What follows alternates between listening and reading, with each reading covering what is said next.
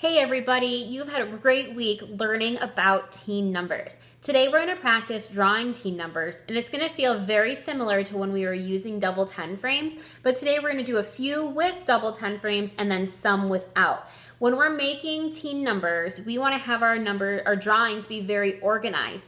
That way when we look at our work, we can really clearly see what we did.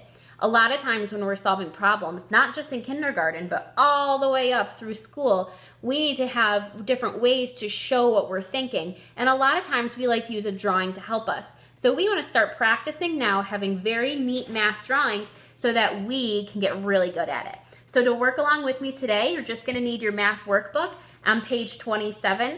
I'm using a marker so you can see it, but if you want to get a pencil just in case you make a mistake, a pencil might be a better choice. So press pause, get those materials, and come on back when you're ready. Okay, so for a quick warm-up, we're just going to do two the way that we've been practicing all week, and that's with using a double 10 frame. So right now, let's make the number 14. The number 14, we have a full group of 10.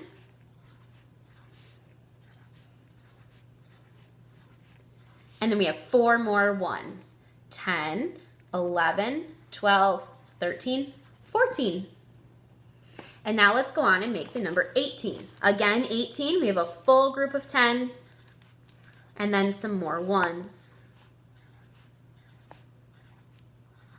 10, 11, 12, 13, 14, 15, 16, 17, 18.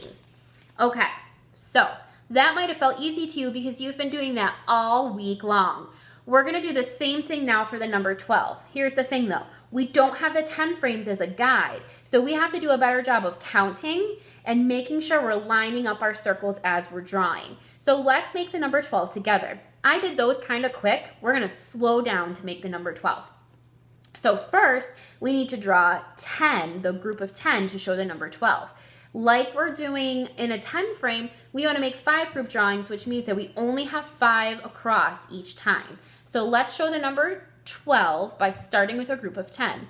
1, 2, 3, 4, 5. Now we go down.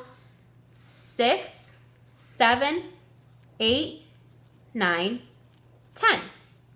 So first we showed our 10, our group of 10, but to make the number 12, we need 2 more ones. So we need to keep on going and pretend there's a 10 frame down here below to show 2 more ones.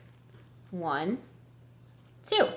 And now we have 10, 11, 12. Sometimes I like to put a bigger space here. Sometimes if you want, you can also draw a line like this to show 10 and 2 more ones. That line just helps you see the different groups. 10s and 1s, and that's really helpful sometimes. You can do that or you don't have to. The most important thing is to make it neat and organized. Let's go on to the number 19 now, and then on your own you'll be able to practice 17 and 15. So just like we've been doing with all of our teen numbers, the number 19, we need to start with a group of 10. 1, 2, 3, 4, 5, 6, 7, 8, 9, 10. Now you might automatically know that we need 9 ones. If that was a little tricky, you didn't know that, then you can just count on to show the number 19. So 10, 11, 12, 13, 14, 15, 16, 17, 18, 19. And I can show this line here if I want to show the 10s and the 1s.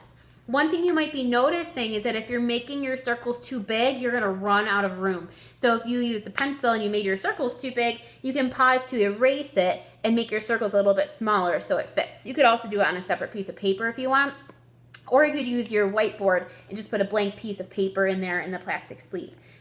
So go ahead now and practice making the numbers 17 and the numbers 15, making sure that you have organized math drawings. Have fun. You did a great job learning about teen numbers this week. Next week, we're going to keep learning about teen numbers, but we're going to do something different than using 10 frames to help us. All right, have a great weekend. Bye, everybody.